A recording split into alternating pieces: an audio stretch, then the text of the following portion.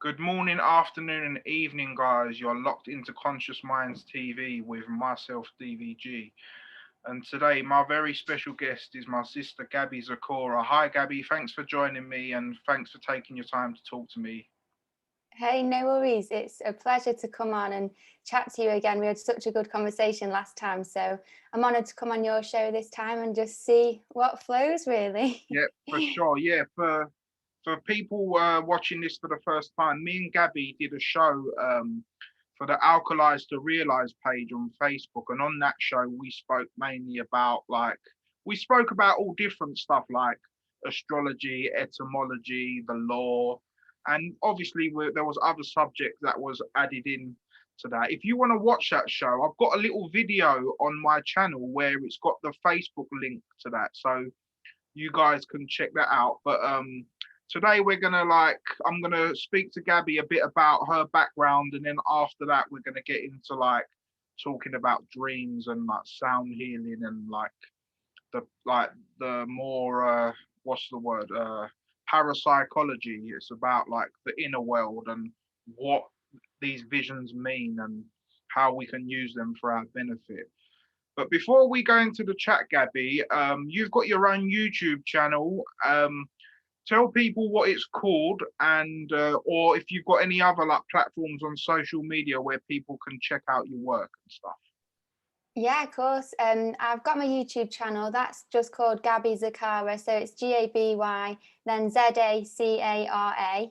And then my Instagram is the same, my Facebook's the same, and then my website's the same as well. So literally just search Gabby Zakara and you'll be able to Cool. find my stuff on there. Yeah, it's good that you've kept it consistent because then that way you don't have to tell people loads of different stuff.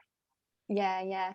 I'll if we've got time after, I'll share where the name Zakara came from, because it's not my actual last name, but it's a stage name I chose. But I'll share with you in a bit. Yeah, no problem. We can talk about that once I ask you some questions about your music and stuff like that anyway. Yeah. But yeah, before we jump into that, obviously we was connected through a mutual friend called Lee, and we're both into like similar stuff like veganism and looking at spirituality. Was there a particular moment when you come across this type of information, or was it like a gradual thing that started from young? Like, because for me, it was more of like a defining moment. So I just wanted to find out a bit about when you started coming across this type of information. Mhm. I've always, like, since I was young, when I was like really young, like between the ages of 1 and 3, I used to see like quite a lot of spirits, and my mum was always told me these stories, like horror stories in their eyes, of when I've just frozen still and pointed to the corner and said like "man at door" or something weird like that. And I think that, like, as happens with a lot of people, I ended up like losing my ability as I got older. Especially, I remember a time when I was about 7, I could hear someone like walking up and down these stairs, and it scared me so much that I ended up, I think that was just the last time anything like that was like happening for me. But I always believed in ghosts and spirits, like always really interested in them and angels and stuff. And then, like, also learned about like the secret and law of attraction quite early on, but never really believed in a creator and like never really took it any further than all of that. And then I think that around the time of just finishing uni, so probably around 2015, I started just like looking into like near death experiences, out of body experiences. um, like, I was just really interested in life after death, to be honest, and looking into all these things, learning about quantum physics and how scientists have kind of proven now about being able to manifest things in the energetic realm and be able to like create something to happen through your thoughts and stuff. And so I was really into all this, learning about like how the soul's feminine and masculine and how you're meant to balance the two and stuff. And then I'd also gone vegan as well. It was all just kind of really escalating in this 1 year. And then I ended up hanging out with these vegan people, and I met my partner at a party, and he was like so far gone spiritual, like, and we ended up having a small like conversation, and then all night we're just talking and talking about loads of stuff. And he basically fully just woke me up through that night, like talking about Santos, talking about how the planets are conscious, telling me everything, like telling me about true enlightenment, how to truly balance the masculine and feminine of the soul, just everything in like one night. So I was like just then hooked. I started watching all the Santos stuff like you got into and stuff like that, and it's just gone from there really, like an express train. And Yep.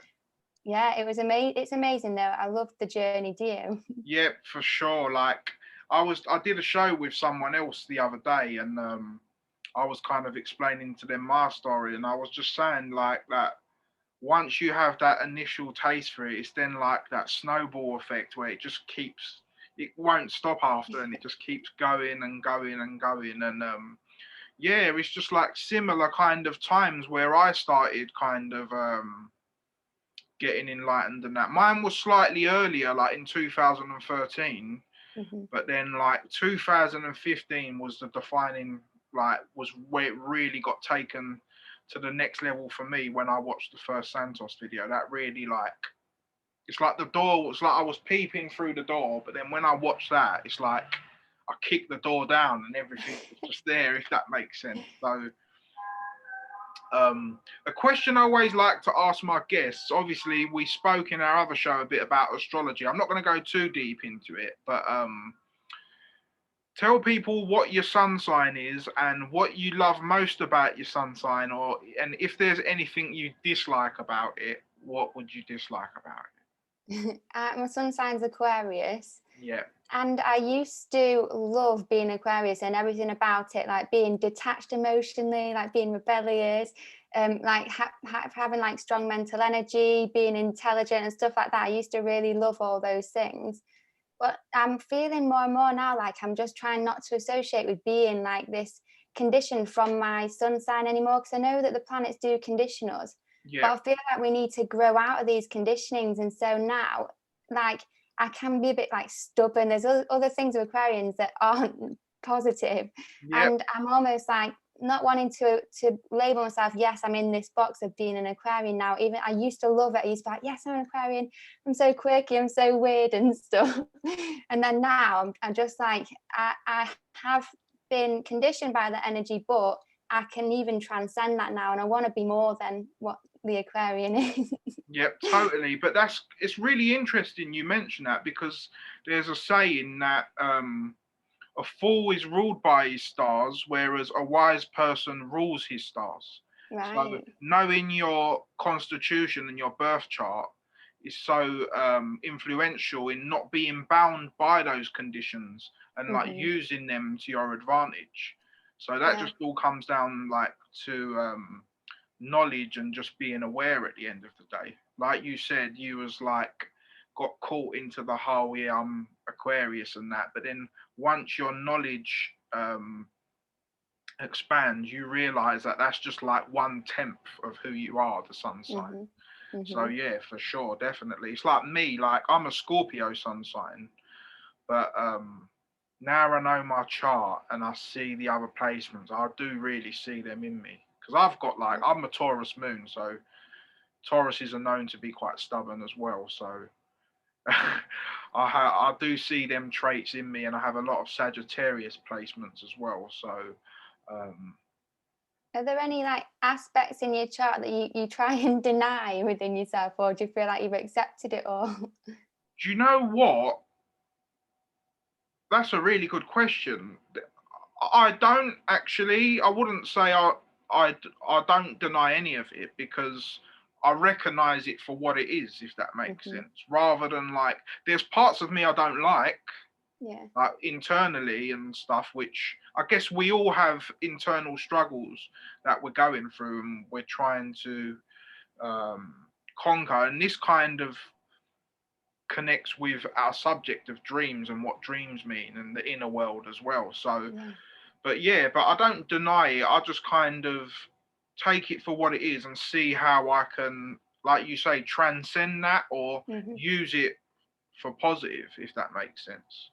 Definitely. So yeah, but one thing I do find about people like us who are into like the metaphysical world or spirituality or however you want to coin it, is that obviously I think because we're so in touch with our inner emotions and our inner world, we need a way to like express it rather than just telling people. And I find that music is a really good way to do that. And like, I know you do music, which I'm going to go on to, but myself, I don't know if I mentioned to you before, I also I've always done music in my life, like whether before it used to be like more DJing and playing people's stuff, but since I got on this journey, I've been like writing music myself, and I rap, and it's such a great way to.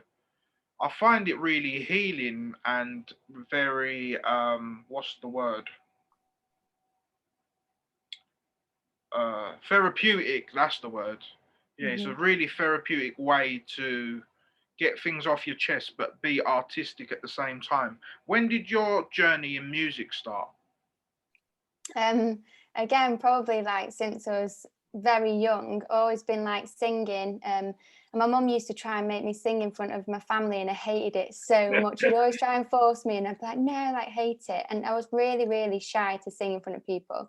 When I was like 7, I was writing songs, but they were just kind of like songs about how someone won't pass me the ketchup across the table, or just like random stuff, silly things. And then when I was about 15, I think, I was like a secret singer where no one at school knew I did it. No one at school knew I liked music or played piano and stuff. But when I was 15, I went on YouTube, and like I had a keyboard. I didn't know how to play, but I just kind of watched people play and learned a few different chords and stuff, so I could write my own songs to music. So then I started writing from there. Started writing like real protest songs. There's like one song that comes to mind that was about, it was like a song from Mother Earth to me, telling me that the earth, like if I think the earth, look at the earth and think it's just really beautiful, I'm being blind because I'm not really seeing the truth of what's really going on, or the darkness as well.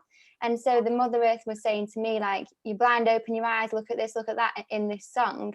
And I was writing like really powerful like protest songs at that age, and it was all coming from like my soul. I just knew that this was where I was going with life, this is what I needed to do. And then I ended up kind of like going to college and doing music, and I hadn't done it for GCSE or anything, so I wasn't actually allowed in to do music at college, but I went and auditioned anyway. And you meant to have had like grade 5 theory to get in, but I didn't have any of it. But I just wrote on this piece of paper like, I'm really willing to learn, like please let me in. And I had to do an audition, and I just like sang a little song, and then I managed to get in. So then did it for college and uni. And unfortunately, around those years, I just kind of like lost myself a lot. I lost my music. I was trying to write things that I thought the Radio 1 wanted, or what other people wanted.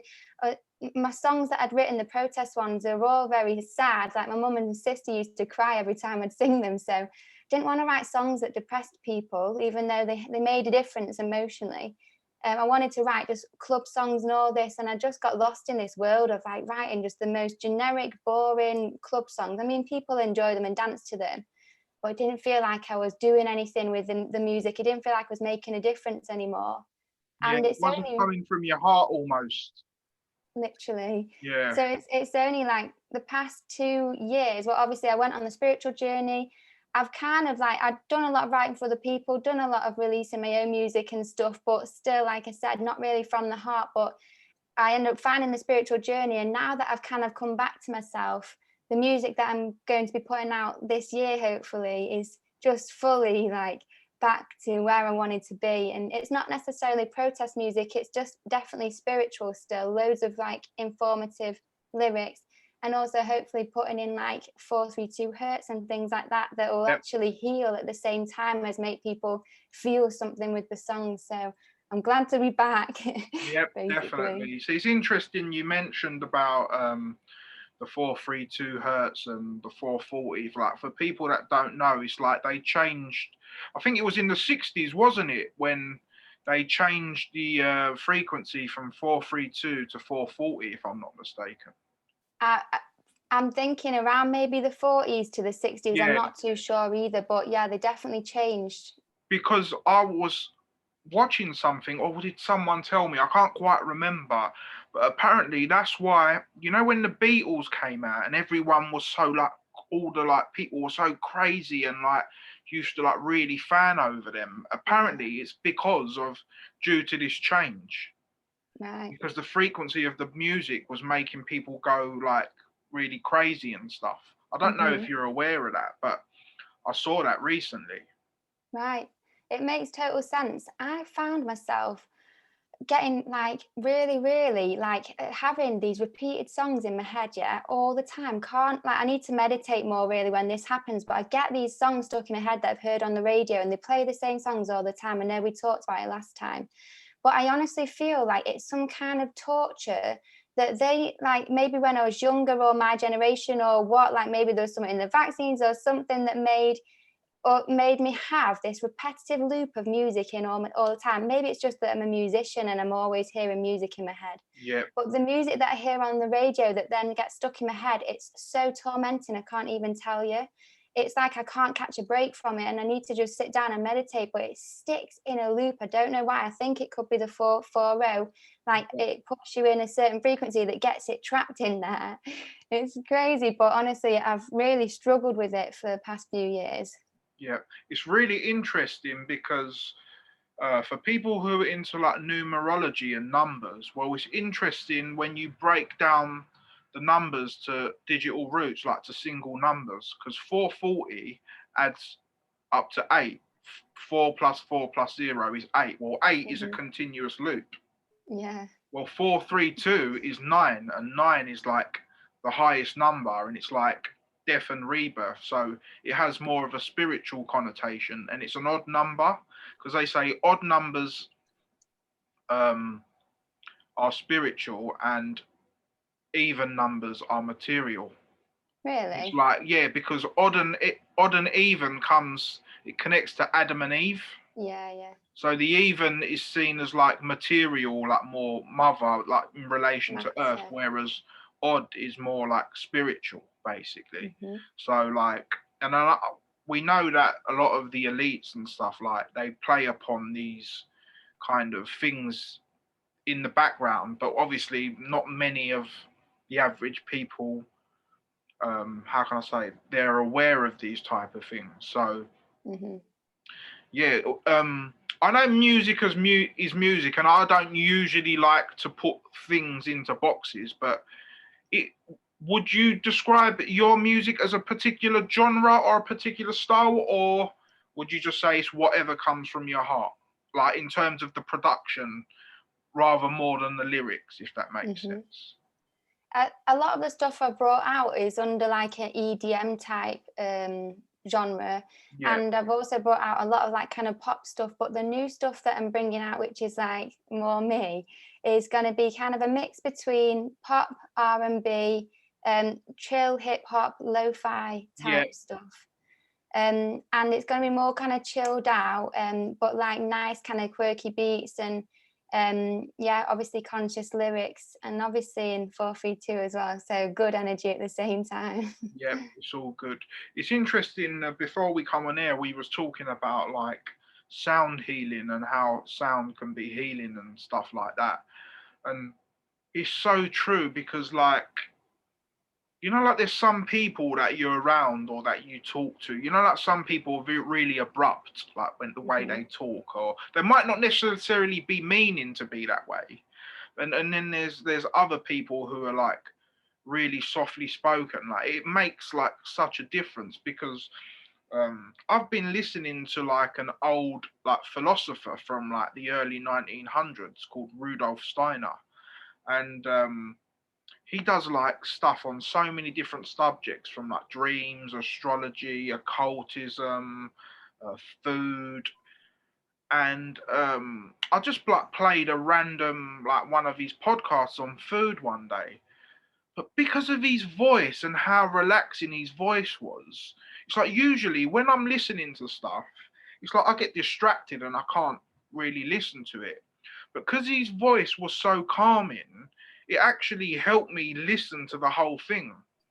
So like it's so interesting how like particular notes and tones or vibrations can be like healing or disruptive to certain people, because like this ties in like with the chakras as well, because obviously each chakra has like a certain amount of petals, and the less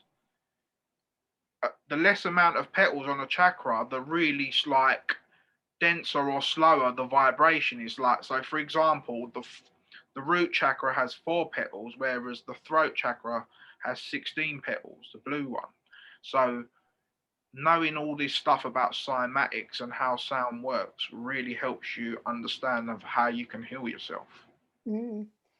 What you were saying about the voices is it's just something that came to mind as well.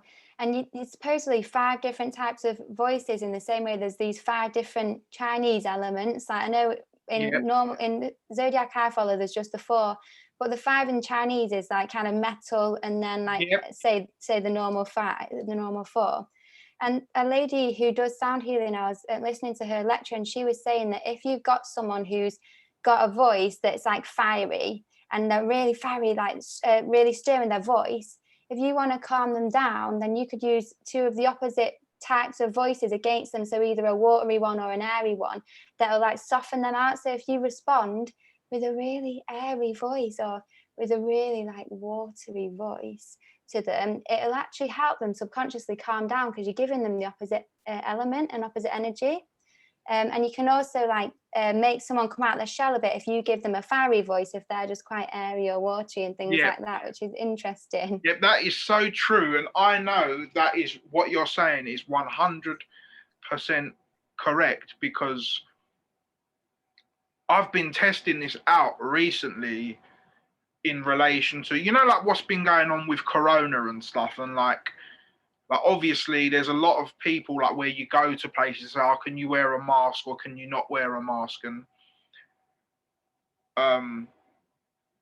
I've noticed that at first I used to like kind of react a bit abruptly.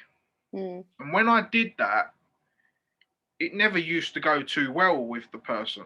But I've noticed since I've been kind of replying more calmly, they're a lot more receptive.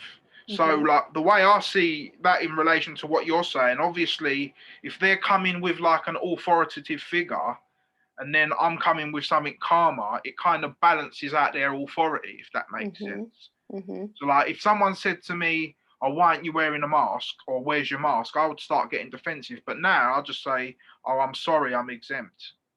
And they say, okay, no problem. So it's like you said, you've got to kind of, it's almost like a bit of a game. Like you've got to try and balance out the energy. And I totally get what you're saying with that.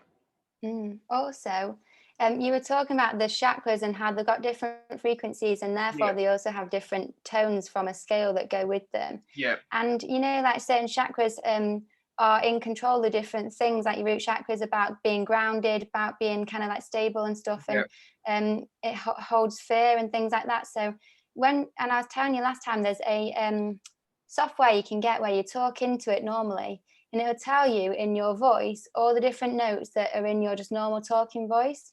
And if you've talked with a load of like root chakra notes, then they can determine that you were very grounded in what you were saying, like you were truthful in what you were saying, like, or they might determine that you had fear behind your words because it was the root chakra notes. So you can, so they've been taking like politicians' speeches, analysing the different notes in their speeches and being able to tell whether they were lying, whether they had any heart behind what they were saying, whether they were all just mental, and that means that they didn't actually believe it or whatever. There's loads of different ways you can analyse the voice just from finding out the notes and then corresponding it to what those notes represent on a frequency level.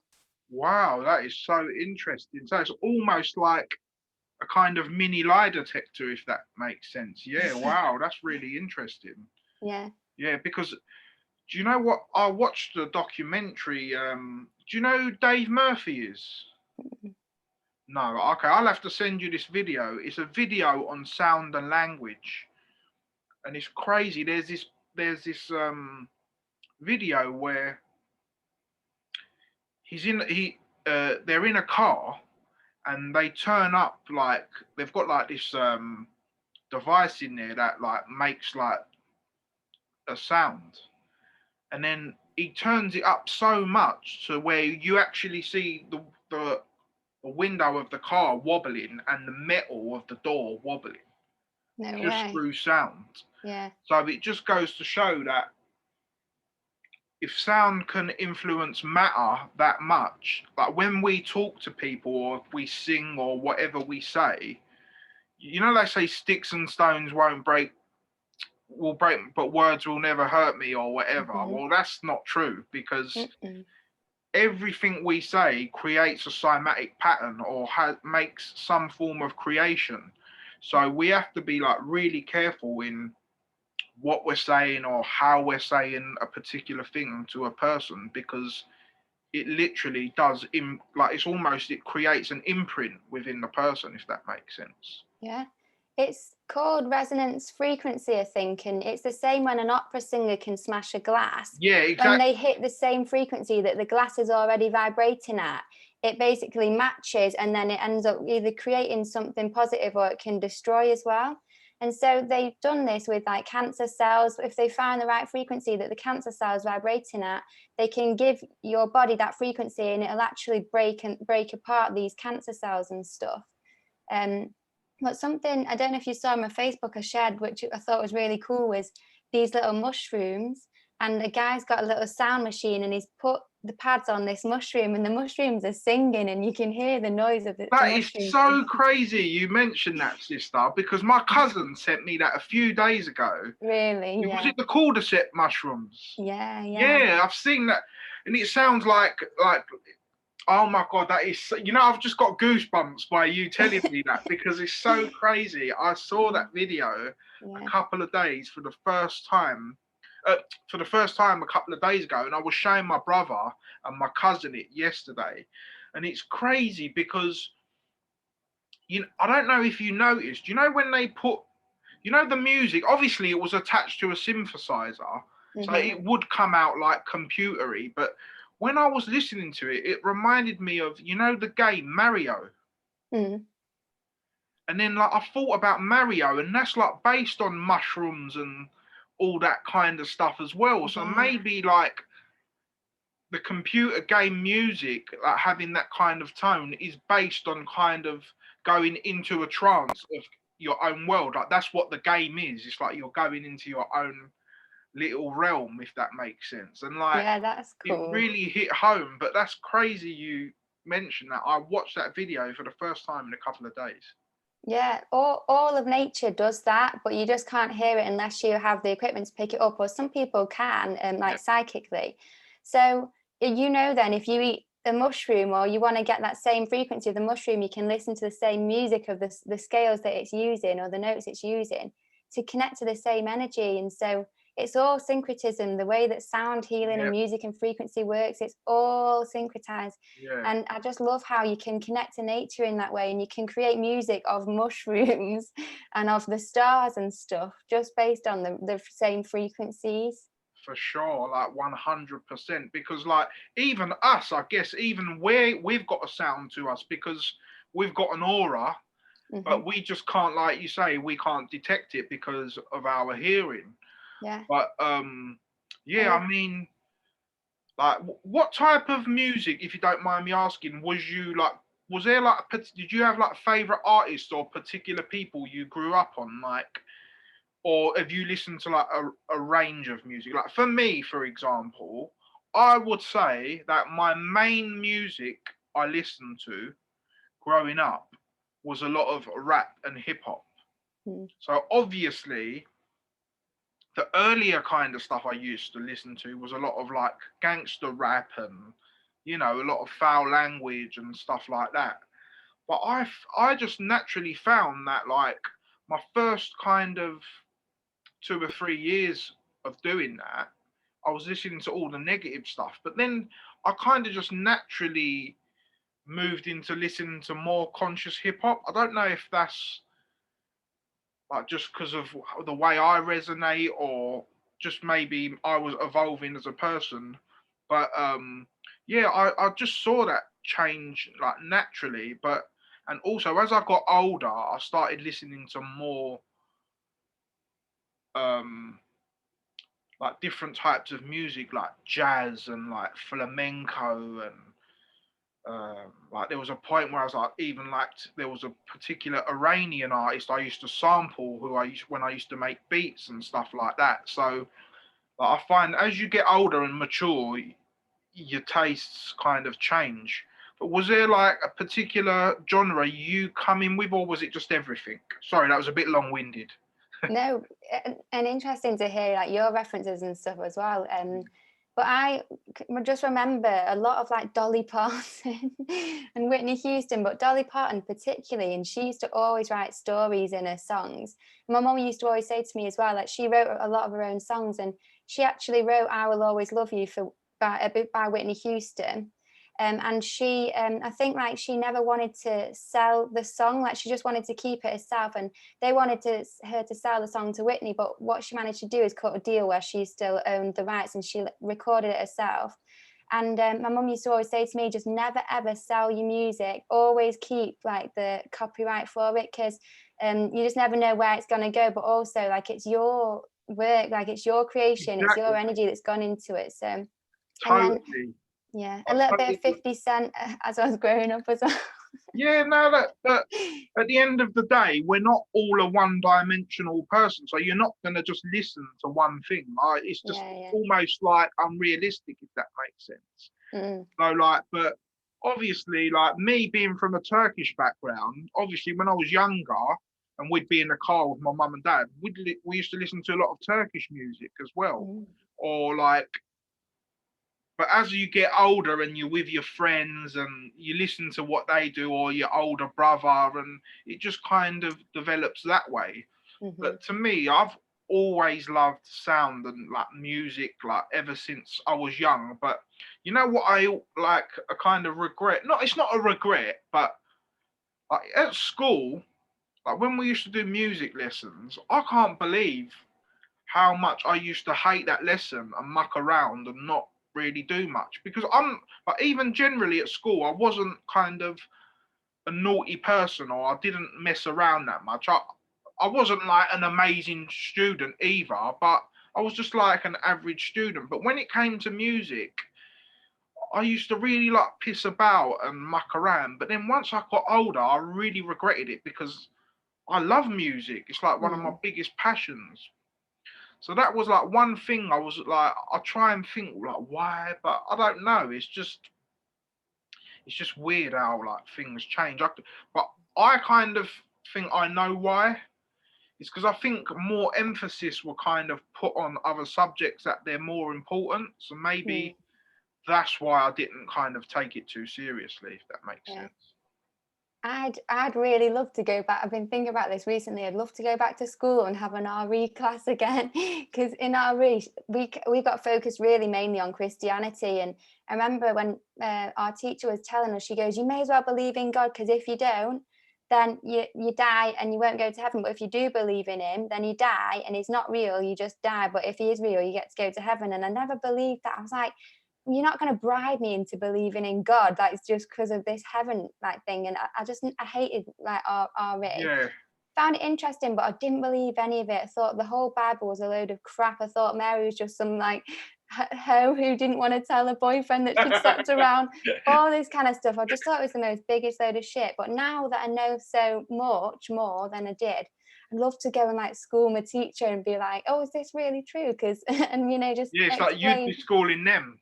Yeah, I'd love that. Yeah, same. That's so mad that you mentioned. That's the other lesson that I never really used to take too seriously. RE Yeah, and music, but yeah, now they're probably two of my favorite subjects. That's so yeah. crazy. Yeah, the same because I actually remember one of my RE teachers. He actually really shouted at me once because he was he was calling out the register and like because again it was something I didn't take too serious. I like said my name like in this like funny voice.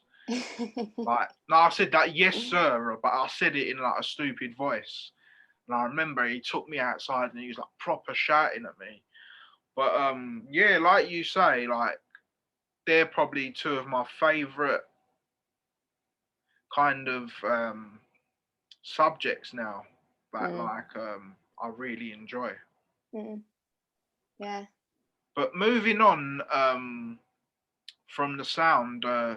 You were saying off camera about dreams, and that you've like been really like looking into dreams and like what they're about, and you've been having some dreams and stuff. What is it you wanted to discuss in regards to that? I was just, I've basically been using my dreams a lot for helping me kind of like become more aware of my own self, to do kind of self-healing, self-work, and also you can get guidance from your dreams. I just think our dreams are so important, and there might be a lot of people who don't understand like how to even like remember your dreams, how to analyze your dreams, how to use dream time in order to do a lot of the work to save yourself having to do it in physical waking life. And so it's something that I've just been doing a lot myself, and it's something that I thought that I could maybe share a few like kind of things on that I've learned, that might help people, might resonate with people, and might just kind of help them on their journey, really. Yeah, for sure. I'd like it, obviously dreams is something, even if you're not into the spiritual world, it's something that we can all relate to and that we've all experienced. But obviously, in terms of of the way you understand the world, you will interpret them differently. But obvious, like it's like me, when like yourself, when I have a dream now, it's like I do get the message behind it or where it came from, like if that makes sense. Have you, are you good at like remembering your dreams? Do you have any tips for anyone listening on how they can have more kind of lucid dreams, or have dreams that they can remember a lot better? Is there anything that's really worked for you, or? I would say when you don't smoke as much, you have more dreams. That's all. That's the only thing I would say, obviously, because I use like cannabis. I've noticed, and I've cut down a lot recently, so I'm having a lot more dreams. So, and it's weird. Like, there's certain dreams that I have that just that. But there's dreams. Have you had dreams where when you was really young, but you still remember it like clearly? I don't think so, no. See, I've had dreams from when I was younger, and I still remember the dream. I don't remember the exact thing, but I remember what it was about, and yeah, like they've just always stuck with me. It's like something that's like not been able to like leave me and that. But yeah, I would say that yeah, if you are a user of cannabis, then and you don't have dreams, then and you do want to have dreams, then you can cut down. That's the only way. That's the only thing that I would say that has interrupted my dreams, if that makes sense. Yeah, But definitely. yeah, I mean, like I have the funniest dream to tell you if you don't mind hearing it. Cool. But usually, like I was listening to like Rudolf Steiner, and I've got like a couple of books. Like I got this book. It's got like a paragraph on dreams, and this book about like parapsychology.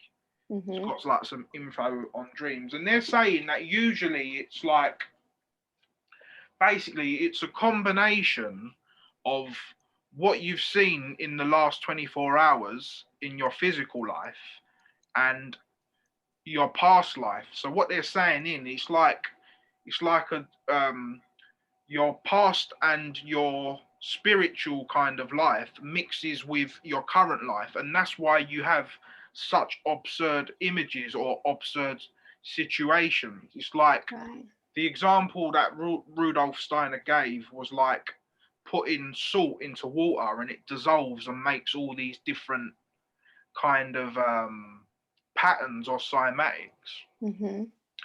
But going on to the dream, I was in the park one day, or was it the other? No, what? Let me try and remember what way. No, I had a dream.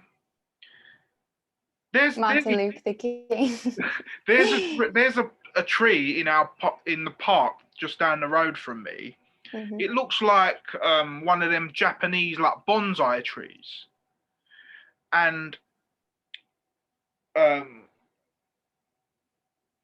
had a dream that there was like an oriental looking lady sitting under that tree, and somehow I've got into a confrontation with this lady, and don't know how, ended up stabbing her. Right. But when her blood came out, it weren't blood, and you're gonna laugh. The blood was actually sweet and sour sauce from like, you know, like the sweet and sour sauce you'd have from like a Chinese shop. Yeah. When I stabbed her, the blood weren't blood and it was sweet and sour sauce. And then, anyway, I've woke up and I've had this dream, and I've gone to the park the next day, and I shit you not, Gabby, there was a Chinese lady sitting under that exact tree. That's crazy. And it freaked me out so much. When I told one of my friends from Holland, she was crying from laughter because of like the whole sweet and sour thing. But I think Hopefully. that's because I must have fancied it. And I used to eat a lot of sweet and sour chicken when Yeah. I used to eat meat.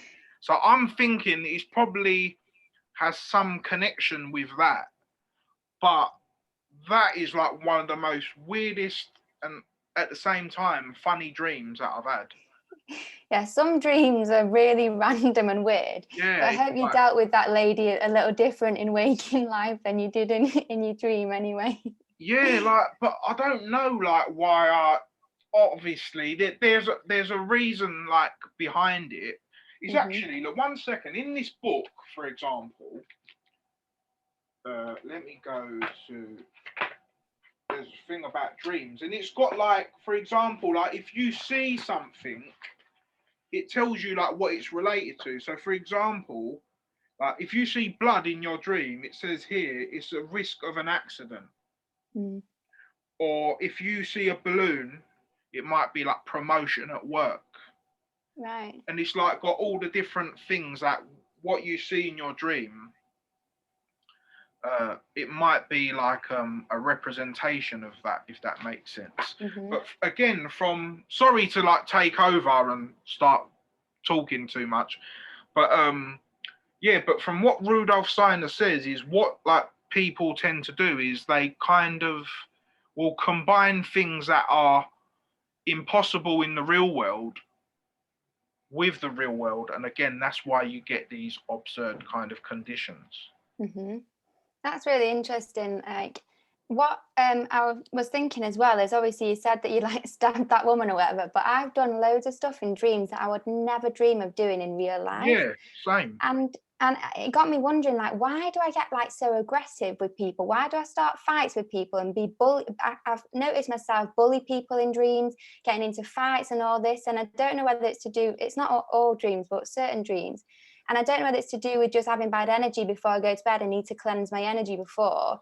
Because I do, what I think happens when you fall asleep is you go into like a different dimension, like say the astral realm, which is what a lot of people say it is. But there's a difference for me between astral projecting and having a dream where you wake up in the dream and you're lucid in a dream. Because in dream time, I see the astral realm as like an ocean. And in the lower parts of the ocean is like shared, it's like the subconscious mind. So in the deeper parts, it's a shared subconscious where you can actually meet astral beings. You can find other different, like, and you can interact with real beings there. And in the shallower part, it's just still you in your own subconscious mind at the minute. And I think the dreams stay in the shallow part. And I've not yet been able to dive deep enough to get into the astral realm through a dream, but I have if I wake myself up and then do an astral projection. So there's different ways to try and like kind of have a lucid dream, have an astral projection. But what I've found is in the astral realm, people say that you're like, emotions are heightened. It's almost like the emotional realm. And I think that it's almost like your shadow self is your dream self, because it's the worst part of me that is in dreams. Like I analyze my dreams a lot. I'm always like kind of being a bit more like nasty or negative than I would be in real life. And I do things that I don't care about as much as I would do in real life. And so if you can learn or to train your dream self, your shadow self, to be nice in this dream, to react in a different way, if you can train that energetic subconscious part of yourself, then it manifests into the physical. So this is like your worst part of yourself that you're working on in your dream. And if you can get that right, then everything else in the physical and the higher parts of yourself will all just manifest to be as you want, because you've you've managed to turn the negative part of yourself into a good being. Does that make sense? That's totally. And not like, it's interesting as well because like one of like, sorry, I'm not gonna make the whole show about my dreams, but as we're talking about them, I just want to explain one more. And like basically I come from a Turkish background, and in our culture there's like a lot of arranged kind of marriages. So like throughout the years, my mum's always tried to set me up like with so many different girls, for example. Or she said to me, "Oh, what about this girl?" But that's not me. Like I don't do things that way. Mm-hmm. But I had this dream that one day I was out and I came home, and like there was like these random people in my house, and there was like a girl there, and uh, it was like, and they came for like an arranged marriage for me to like be with this girl supposedly. I don't even remember the thing, but what she looked like or whatever. But they were like trying to get me to like go with her, and I was like, no, I don't want to do it, kind of thing. And then they were like, oh yeah, but she's really nice and all this and whatever. And then I just went, oh, go on then. But then after, in the dream, when I was on my own, I thought about it and I thought, hold on a second, I'm going against my own emotions here. Like, I don't even know her. I don't want to be with her. So, like, I phoned up and I said, look, the only reason I said yes was because I just didn't want to be nasty, but I need to be honest with you. I like, forget about it, kind of thing. And then all these people were like phoning me saying, oh, you're well out of order and all this and all that. But what I got from that dream was always be honest and don't let people bully you into doing something you don't want to do. Mm-hmm. And like that's what Rudolf Steiner was saying, is that you shouldn't really be looking at the pictures in your dream, but what they're trying to tell you, basically. That's fair. And I see those types of situations as well as a way of you being able to heal parts of your psyche. If you've got like a part of your psyche that's always wanting to please people, so you'd go against your thing, you can heal that in a dream. You can overcome it in a dream and learn to just go, right, I want to tell the truth from now on. And then you can then apply that in waking reality without having to actually fully experience it and piss people off in real life and all that. So it's amazing the opportunities dreams offer to you, really, and how much they can show you about where you are, what needs healing and all that kind of stuff. Yeah, it was interesting because I made some notes, and like Rudolf Steiner was saying that, like, for example, like someone who lived in a village, for example, might have a dream about being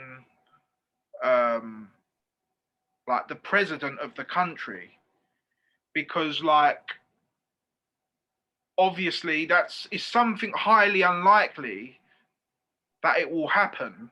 Mm-hmm. But again, it doesn't. But what he's saying is, it doesn't mean that the desire of that person to be that thing isn't there. So it's like you can desire things that are like almost uncomprehendable, and like your dreams are also like a portal for that as well, if that makes sense. Yeah. Because like I have like lots of friends that I talk to, like yourself, but that are abroad, for example. And I think like to myself, oh man, it would be so cool if I could meet them in real life sometimes. But because of what's going on, it kind of, I always like kind of think, oh, will that ever happen? Or, you know, I start putting doubts into my head. And like I had a dream that I was like with one of my friends from America, but the dream was a really horrible dream. It was like we went to a party, but when we got to the party, the house was on fire, and everyone was like jumping out the windows and like running away. And then when we was driving back away, like the whole city was like all apocalyptic and stuff. But I think that the reason why I maybe thought that was because of what's going on and the change of a new system. So I thought of probably the word apocalypse, or the mind way it calculates things is crazy. But yeah, like Whatever resonates with you when you see it, when you feel like, if you have an overall feeling, what was that dream trying to tell me? Usually it's what you feel first and what you can kind of take from it personally, and then it's worth checking what other people say online, what these things mean. But really think that it's more just for your own self and your own personal interpretations a lot of the time, isn't it? That's so true, sister, because I was just reading a little paragraph from here, and that is exactly what you just said, is what it said. It says the only person that knows what your dream means is yourself, because you're the one who created it. Yeah.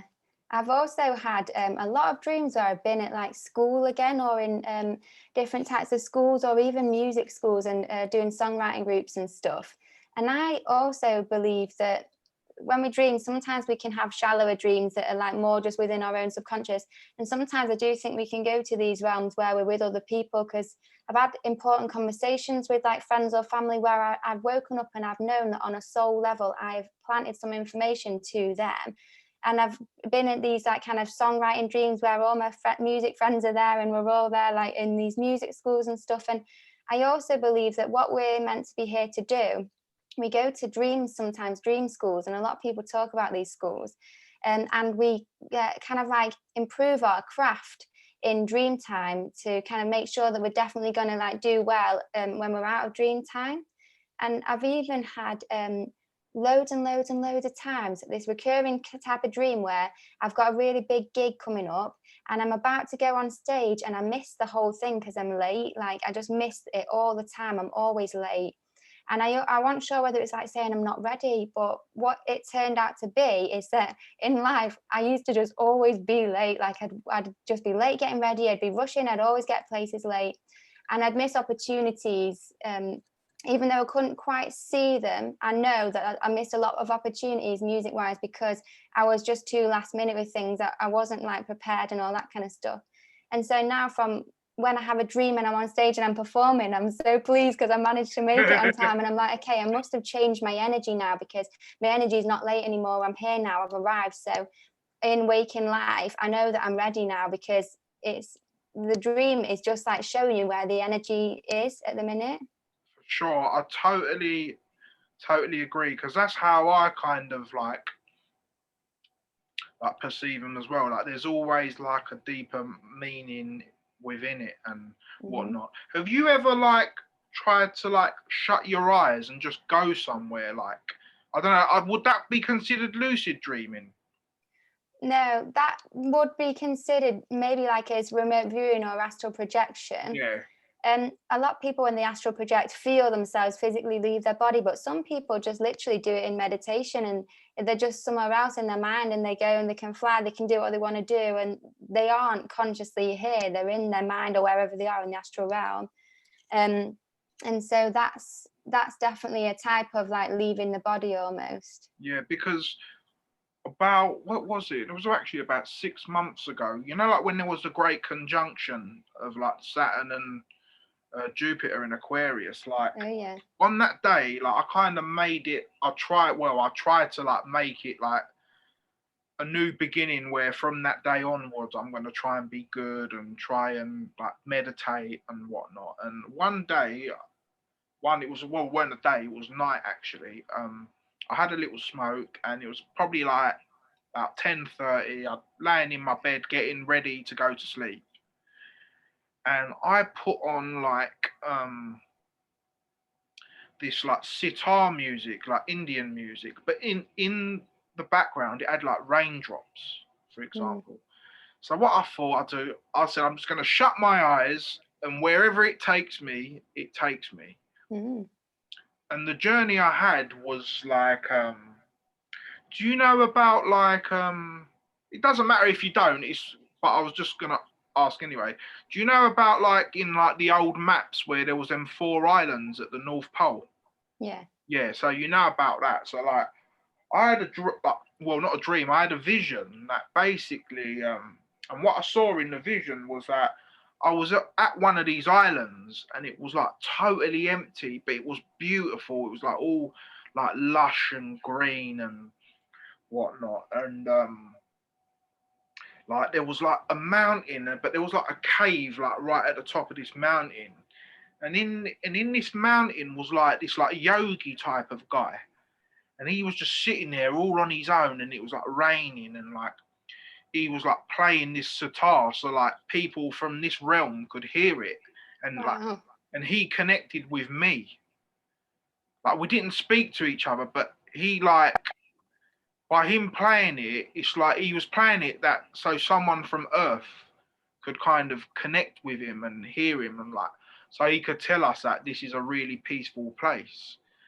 And That's amazing. yeah, to hear it was that. nuts. Like I felt so like good after it. And then I was talking to my brother about it, and he said to me, what you saw was where you wanted to be in your life. And I thought, oh wow, that actually makes sense. Like, so maybe like what I was envisioning is where I really wanted to be, in that state of like peace and around nature. And yeah, I've done like little things like that where I also once did something where um I climbed into my own body. Like I was like a little person, and I went inside my mouth, and I was going through my body, and like the veins were rivers and water, and like the blood and all. Yeah, the blood and the red light thing were like all these like rocky mountains, and they were all red. And then I was like walking through it like this unknown kind of territory. Like I've had mad little experiences like that, but Mm-hmm. I've always been aware. Like if that makes sense, I wasn't like totally gone. Yeah, Because yeah. to be honest, all I've done, I've only smoked cannabis. I've never done mushrooms. I've never done ayahuasca. I've never done any of this stuff. So Mm-hmm. I'm sure there's a lot more other realms you could like tap into by doing different entheogens, if that makes sense. Defo, yeah.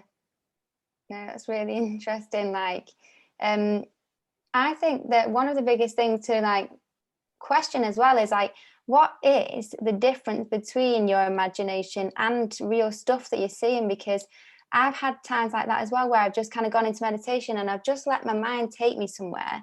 It's like I'm on a ride. I'm not even creating it. I'm just watching, I'm Yeah, moving, and I'm going. And it's the same thing really. And I personally think that our imagination is the gateway to these different dimensions. But we've been told so much when we're like younger, well, your imagination's make believe, it's all this and that. So now we feel like, oh, I'm making it all up, it's not real. But I think even if there's elements that aren't real that you have made up, or your subconscious has like say brought this being to you because it's a reflection of yourself, or it's not actually how the being looks, but it's how you've interpreted it, or whatever it is, even if it's not 100%, the more you trust and just believe and go with it, the more you can actually then fully open up to really really receive all the real things that are there in the different dimensions. And you don't kind of put this block on it, it's just my imagination and that's it. You're just more open-minded, and then it just helps you grow, doesn't it? yeah. Do you know what, sister? It's interesting you say about that. Like I've done a lot of things like that where I've just laid back and closed my eyes, and like things. It's literally like it feels like you're there. Like that's Yeah. how real it feels. But again, when I was listening to the podcast earlier from Rudolf Steiner, he was saying that like, well, if that's the case, kind of, we could be dreams of someone else, for example. Like we could like this physical world or our lives could be other people's dreams. So it could be like just a thing that keeps going on. And who like it's hard to actually know for definite, but I don't see why not, if that makes sense. Like if Mm. there is just say a creator being, or like we're living inside a being, maybe we're all of that creator's thoughts, if that makes Yeah. sense. Like I've they, thought of that before. yeah, I think they say that's what is actually going on, like we are in the mind of the all. Yeah, And what was I thinking then? I'll have to come back to what I was going to say on that, that's but okay. yeah, like that's definitely what people say is actually going on anyways. Like yeah. Oh yeah, when have you ever had a lucid dream then? Because it's basically when you're in a dream and you suddenly realize you're in a dream, but you're as conscious as you are right here, right now. So it's not like you just wake up and you go, oh, I was so like aware in my dream. It's like fully waking up and being like, oh my God, I'm actually in a dream right now. Like, it's crazy. Have you ever had anything like that? I don't think I have, if I'm being honest, because it's like when I wake up, I think shit, or like, no, I don't think, not that I'm aware of, or maybe I have, but not that I can remember. I've never had a dream and think, oh, I'm in a dream. Yeah. Like, So it's always been like, there's like a movement in the dream that wakes me up, or like I remember once I had a dream that someone was chasing me, and then when I got home and I opened the door, I went to shut the door and they stuck their foot in the door and it got stuck. And then I woke up. I've had things like that. yeah. But I can't recall having a dream and knowing I was actually having a dream, if that makes sense. So I got into wanting to have a lucid dream because I hadn't had one, but I'd heard about them. You can like fly in your lucid dreams, you can eat whatever you want. And now I was doing raw vegan. So I was like, I want to be able to eat a Chinese takeaway and not have to feel guilty about it and stuff. And so I really wanted a lucid dream. So I looked online and I spoke to different people. And one of the main things that helped me was being raw, eating light, basically eating light food. Raw was the biggest thing. But even if you just like don't eat a lot before bed. And the second thing is making a dream journal. So every time you wake up, even if you can only remember like the topic of what the dream was about or one person in it, you just write it down. But each morning you wake up, you write down what you can remember, and you remember more and more because you know that in the morning I'm going to have to remember this, so you do. And then another thing was basically like there's these different techniques you can do to test whether you're in a dream or not. So you can push your hand through your palm like that, and you do it like every hour in waking life. You just go push it like that and test, and it doesn't go through your hand, so you know you're not in a dream. So you do these dream checks every day, as often as you can, and then what happens is you end up doing a dream check while you're in a dream because you don't know the difference, and then your hand will go through your palm. Oh wow. All these different tests, and then you go, oh my God, I'm in a dream. So that's when I first knew I was in a dream. One time something weird was going on, and I came to such a consciousness. I thought, what the hell like is going on right here? And I thought, I'm just going to check if I'm in a dream. And my hand went through and I was like, oh my God, I'm in a dream. So like I did go to a Chinese takeaway. I flew. I was doing all these amazing things people say you can do in dreams. And yeah, like I just found it so amazing. But what happens then is everything's so real in the dream. Everything looks exactly the same as everything. It even hurts if someone punches you in a dream and stuff. But you can like fly through walls and floors and stuff, but it's all so real that when you come in fact it looks more real than waking life. It's everything's sharper, everything's brighter, everything. So you come back to waking life and then you're like looking around, you're like, is this a dream or what? Because it looks so much like the dream, and you're testing things. And once you've been lucid in a dream, then waking reality just feels like another dream. And it starts to get into this like inception type thing, like, are we just in a dream or what? Like, it's crazy. Yeah, for sure. Like, I was gonna say something to you and I forgot as well now. Oh yeah, that's it. Have you ever been told that like you've sleepwalked, or are you aware that you've done that before? Have you No. No, okay. Because like there's people that have actually like murdered other people like in their dreams and stuff. I don't know Oh God. if you ever aware of this. It's scary, that, isn't Yeah, it? like I know like my dad told me that I didn't do nothing crazy, but he said I actually one day when I was young, I actually got up and went in his room and I kicked his bed. And apparently he said, "What you doing?" And I said, "I'm playing football." Mm. But I had no recollection of this whatsoever. And then he said, I went out the room, went to the toilet, and just went back to sleep. But what I'm saying is that to me that is crazy because I had don't remember one bit of it. Didn't even think I would do something like that. But it just goes to show like how crazy things are when you're in a realm or in the sleep realm. it is another world, they say, basically. It's just Mm-hmm. like another world, and it kind of combines, because it goes like to back to like what like Santos teaches about like magnetism and dielectricity and like counter space and space, because like they say that all info and all of our emotions, they're not actually in our body, they're from like the transcendence, like in counter space, they're not in physical reality. And like they'll say that when we sleep, that's where we go, like we kind of like travel backwards towards the source. Yeah. And also in my notes, I read Rudolf Steiner was saying about how it's almost like you travel back to like your old life, and then you kind of come back, and then you just kind of doing this journey of like traveling in and out, and that's Right, what yeah. like sleeping and being awake is all about. And then you kind of use them both experiences to like kind of heal or to learn lessons from. Well, it's interesting you say about the past life thing as well, because I've had a lot of times where I've been in a dream and looked at myself and I'm just a complete different person. Like I just look fully different, like I'm a Oh male, wow. and yeah, like my face is just so different. And it's happened a few times. Um, and as well, I've heard of like stories of like people having like families in the astral realm or in dreams, and like having other wives, and like meeting these same people again and again in dreams or in the astral realm. And like being able to meet up with friends, and even like yeah, like just different types of stories where people have like kind of been seeing past lives, seeing future lives, seeing like their child before the child's been born. Like there's definitely more to it than just being in just your subconscious. It's definitely a whole realm of itself and dimension, or multiple different places to go.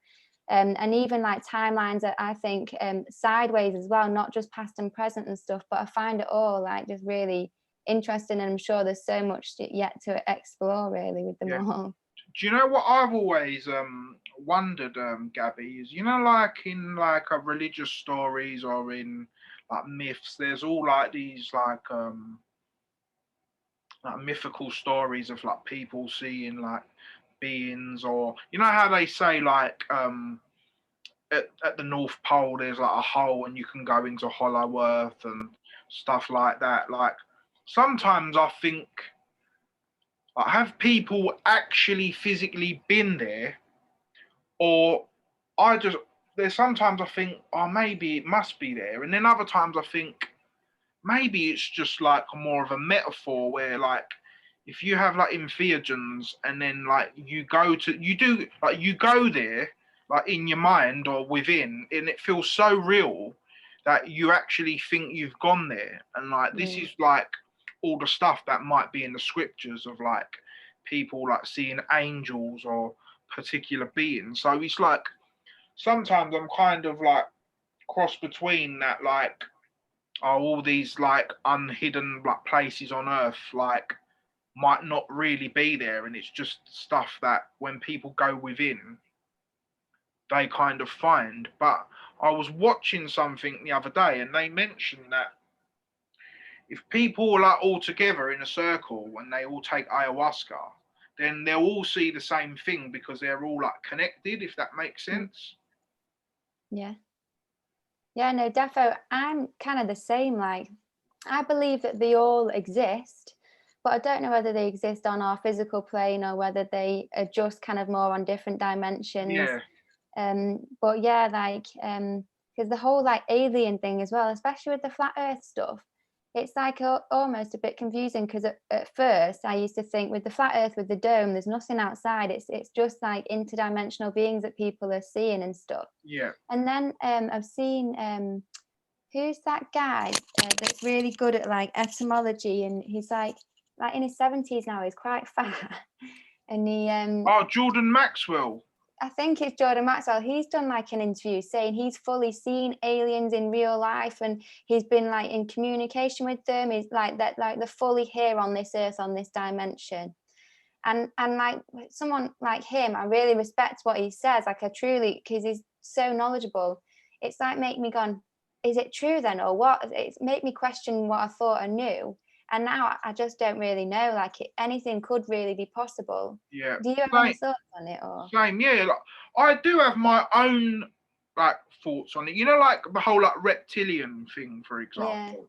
Like sometimes I think that what that really means is that because like all these elites and all these top people are like kind of cold-blooded people, I think it just means they like vibrate, or their aura is of like a reptilian kind of aura, if that makes sense. It's like they're cold-blooded, they've got no like warmth for humanity, and I kind of think it just means that. But then looking into like other works, like people say that a lot of people like this corresponds right with the flat earth thing you're talking about. People say that like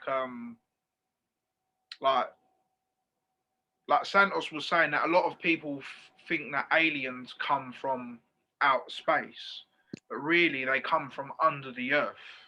Right. Because like in like the Indian cosmology, you've got like a disk Earth, and then you've got like the 7 planets as we know, like on top.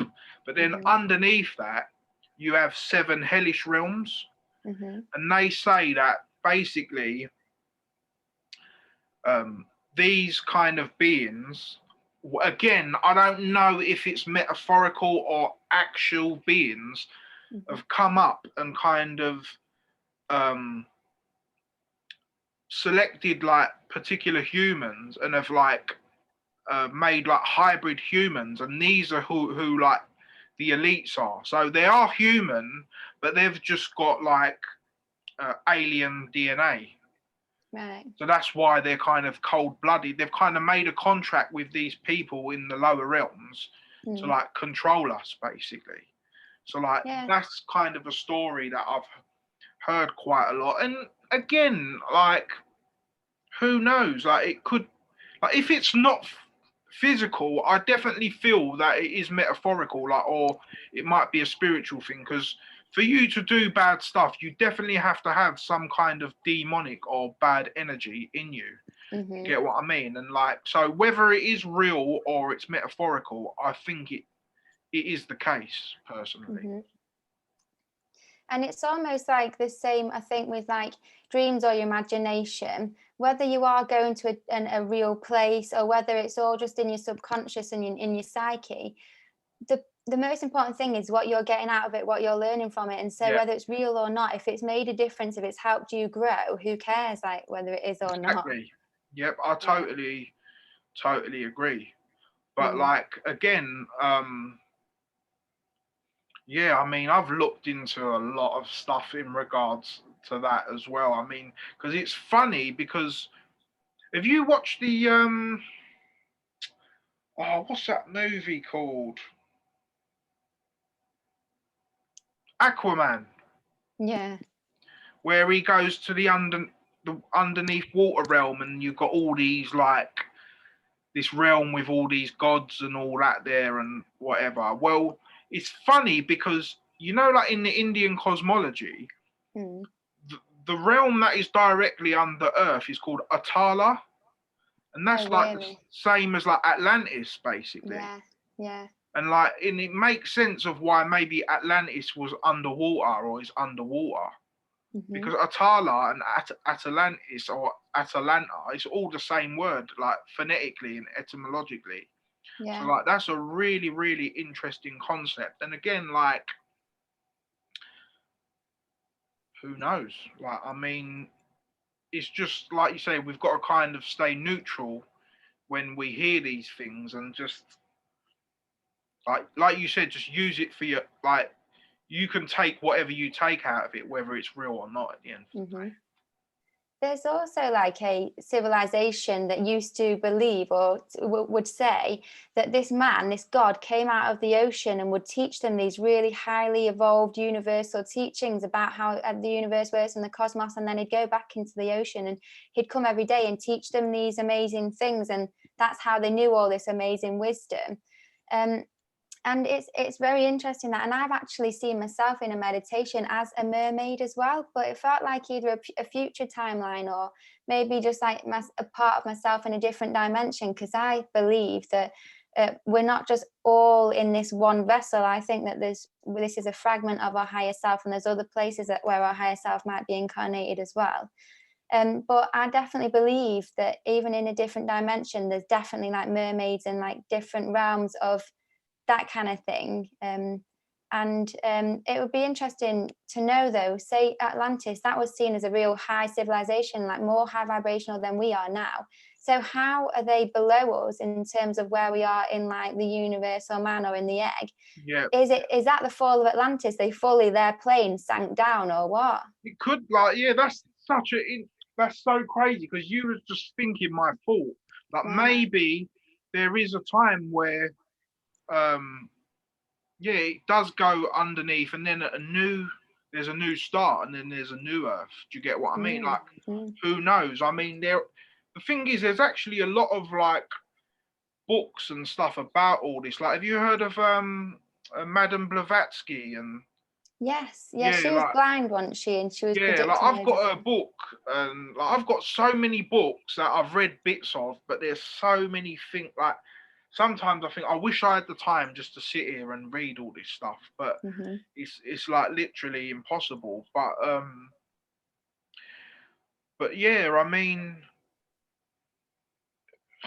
I don't know, like, because like, even like, like the Nazis, and like even they used to like tap into all these kind of stuff, saying that like they had connections like with people like from the Pleiades and stuff like that. Like, do you know about how they had like they used to have like these young girls that used to grow really, really long hair, and they used to get them to like connect with like beings from like other star constellations and stuff like that, because obviously the younger you are, the more purer and the more closer you are to source, if that makes sense. So they would use these kids and make them grow their hair like really long to kind of supposedly connect with beings from out of this realm. Like, yeah, go on. no, I was just gonna say, like, I kind of think that it is true, but maybe a lot of it is kind of romanticized, if that makes sense. Like, it might be just made a bit more like enthralling for people to get into, if that makes sense. Because it's become like a really, really popular thing in like the New Age movement. Is like this whole starseed thing, connecting to what planet are you from, connecting to these different like beings. And also a lot of people believe that these beings are going to come down in ships and fully like land on Earth and help us do this shift in consciousness or whatever it is. And I personally, with what I've kind of learned, I think that they might exist in other dimensions, but when they are coming down to Earth, it's like us incarnating down in Earth to teach and to help ascend, like coming from a higher plane and coming down to help bring the shift.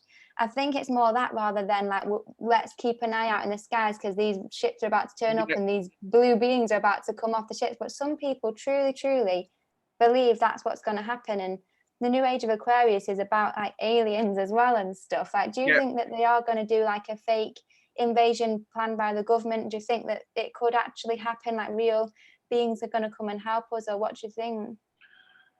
Very interesting you brought this up, because I was talking to someone about this kind of yesterday, like it was a similar kind of topic. Personally, I mean, I'm not too sure, if I'm being honest, but because because what I initially heard about 2020, because like before that the coronavirus thing happened, the theory I heard was that our 2020 is going to be like a hell of a year, like it's going to be a crazy year. But the story I heard was what they were going to do was that to get rid of all religions and create a new world order, they were going to like fake an alien invasion, so that everyone would have to come together to fight this alien force or whatever. But So like I heard about that before, but but I but again, like I kind of think that is what's happened with Corona. I kind of think that Corona is this scary alien supposedly that's going round and killing everyone. And yeah, they have created a one world order because no matter what religion you are, you all wear a mask. Like there's not a I've not seen a particular sect of religious people say, "Oh, I'm not going to wear a mask." Everyone, no matter what country you're from at this current time, 90% of the people are wearing masks. So I believe that they have done that in some sort of way, but in more of a like they've used like the corona. But also, someone sent me a meme the other day about there's like this talk show in the morning on Channel 5. I don't know what it's called, but apparently one of the topics they were discussing recently is what would you do if there was an alien invasion? Really? So like they're kind of trying to say that it's like predictive programming. They're like making people you ready. think about it. Yeah, get ready for it, like how they did with Corona, where they did like mock things as if there was Corona. I mean, and there was movies as well that literally the whole story. There's a movie called Contagion out 4 years before Corona, where they'd got ill from a bat or something ridiculous, and like it's this worldwide kind of thing. And only when you get your vaccine are you okay and allowed to like get back into society. It's the exact same thing. Yeah. Have you seen the movie The Giver? I watched. Someone recommended me to watch that, and I watched it the other day. Wow, it is literally a. It's not totally what we're living today, but it's so based on it. It's basically about how everything's in black and white, basically, because people have been dumbed down so much that they can't see in color. So their reality's in like black and white. And what happens is like after you finish school, they pick your job for you of like what you're gonna do basically, and you've all got a number. And then once you like get up and go to work every morning, there's like a machine in your house where you got to inject yourself with it. And then, but there's this one guy who gets given the job of being the receiver, where he goes to visit this like old man and he tells him the truth of like what's really going on and what used to happen. And when they like hold hands, the boy can see the past. And he can see that there was color and that people used to like love each other and then that had emotion and whatever. And like he's so like freaked out by it that he's not really allowed to tell anyone. It's just that because he's been chosen for that thing, it's a secret he has to keep, but he can't hold it and he rebels and he starts telling the other people that if you stop taking the injection that you'll start to feel love and emotion. And also in their world there's like a parameter and an edge that you can only go as far as, like it's like almost similar to like the Antarctic ice wall thing. Right. And like basically like no one's allowed to, like even if like the people who control the drones of that world are not allowed to fly their drones past this particular point. Right. Basically, once you go past this particular point, it changes into color and stuff like that. Sorry, I've just told you the whole movie without you watching it, but yeah, there's so many of these concepts within movies. You're correct. Sounds well interesting. That I'd still watch it even though you told me. You have to watch it just to get your own take on it. But like when someone like said watch that movie and I watched it, I was like, wow, like literally, it was just some of it's like so. But to me, it's mind blowing. But to an average person just watching it again, they just think someone just made up a story about a film and. Like they can't see past, they don't see the subliminal of it, if that makes sense.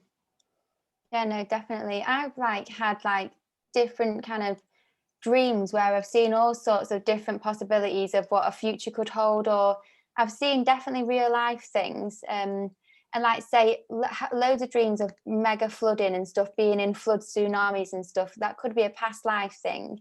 It could be something that's coming. I don't know. I've had dreams that I had 2 dreams that Trump was going to win the presidency in America, and like the first one, something weird was going on where it's like it was a sinister thing. He'd won, but it was like dark. And then the second one, he'd won, and all these light workers were like cheering and hugging each other like it's something good had happened or whatever. And I've also had a dream where I've seen the world from above, and I saw these giant blue beings helping this war that was going on. And then again, I didn't know whether that could be that the aliens are going to come, or whether it could be like on an interdimensional level, we've got these spirits helping us.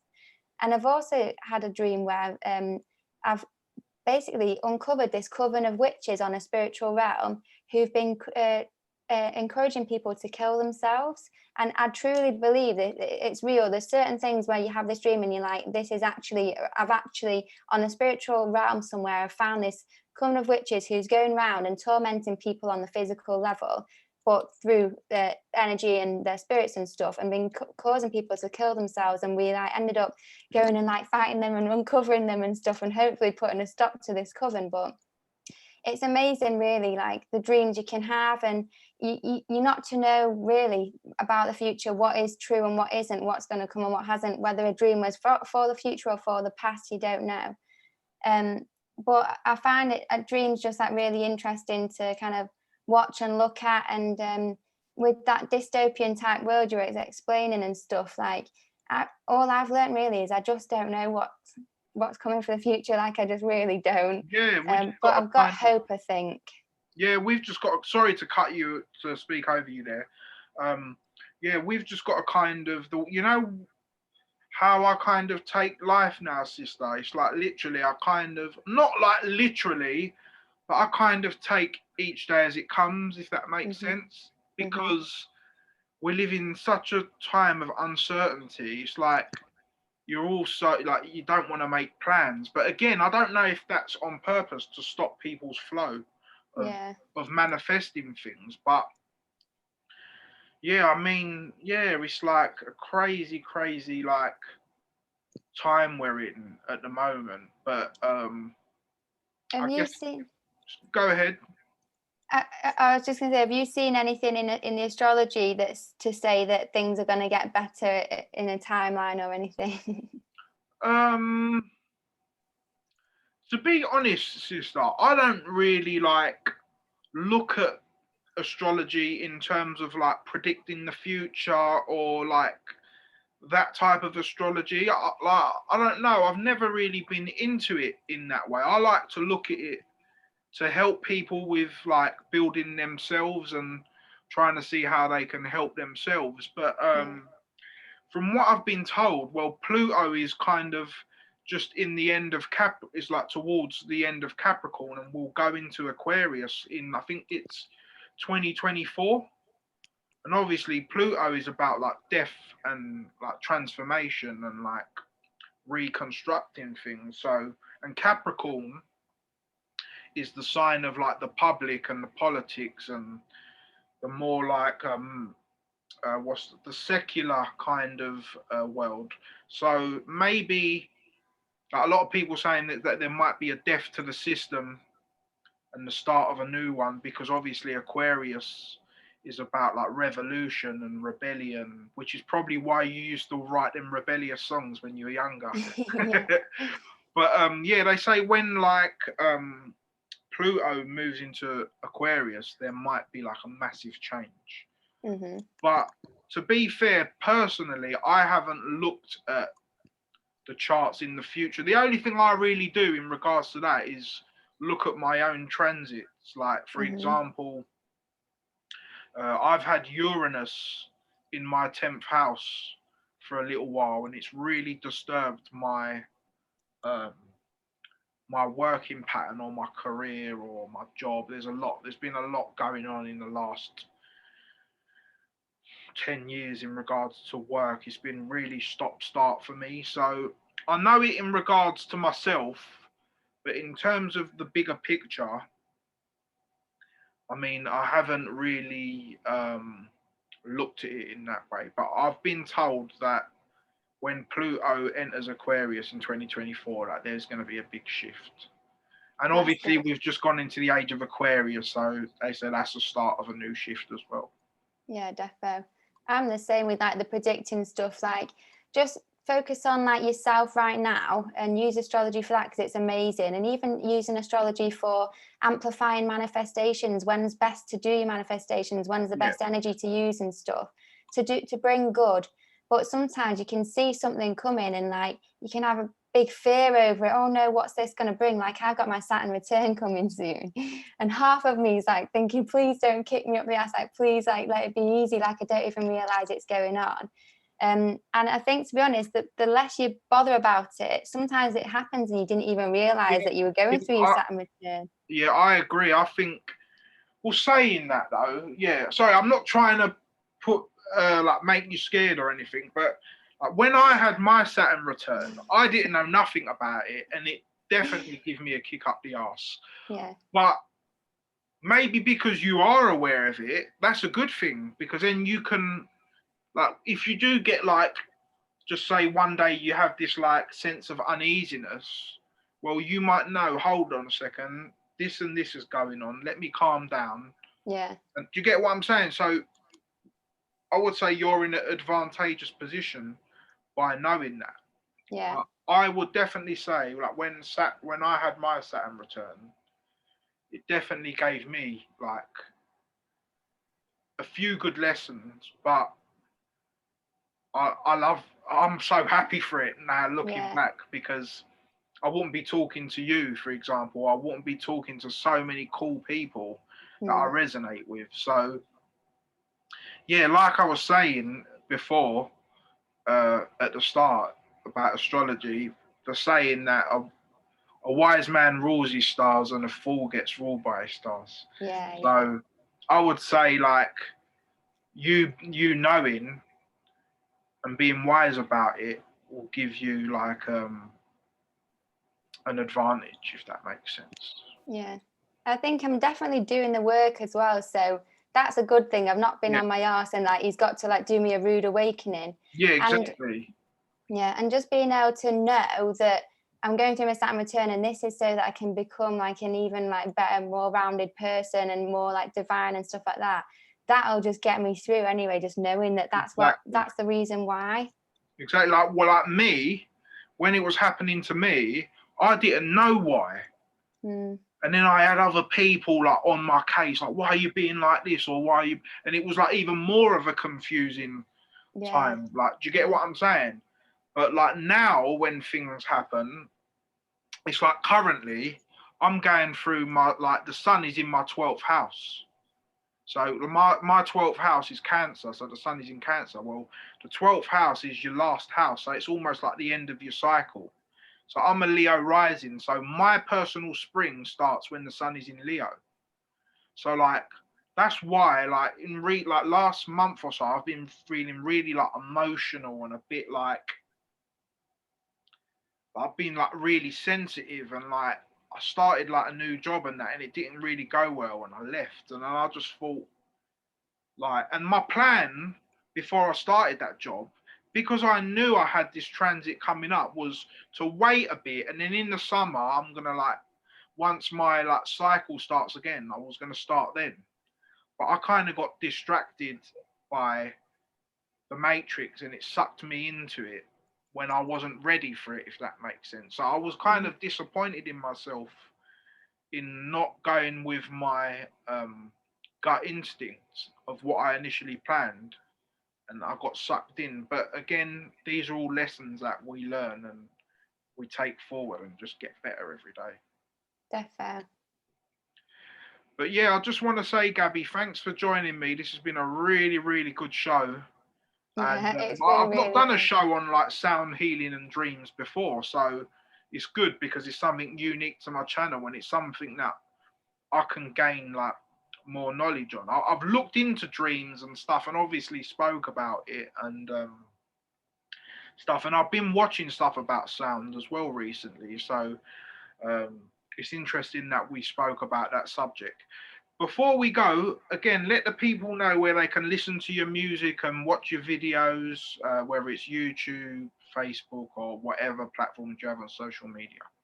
Yeah, it's Gabby Zakara, so Gabby space Zacara. And yeah, like I don't do my socials a lot, but I'm like keeping on top of them all. So if you wanted to message me, whatever, I'd be able to get back to you and stuff. But like I've got some new music coming out soon, so that's exciting. So keep your eyes peeled for that. And I do upload some YouTube videos as well. So yeah, you can find me YouTube, Instagram, and Facebook. Cool. Okay, Gabby, thanks a lot for joining me, and I'm sure we'll be doing some more shows in the future. So thanks a lot, guys, and peace out. Peace. See you guys. Bye.